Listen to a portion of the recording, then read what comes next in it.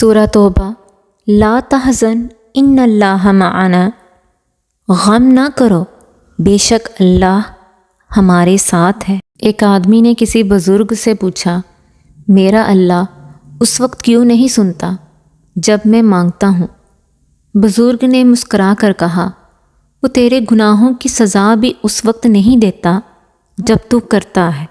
بے شک اللہ تھام لیتا ہے تو پوری دنیا مل کر بھی نہیں گرا سکتی۔ صلح کرانا۔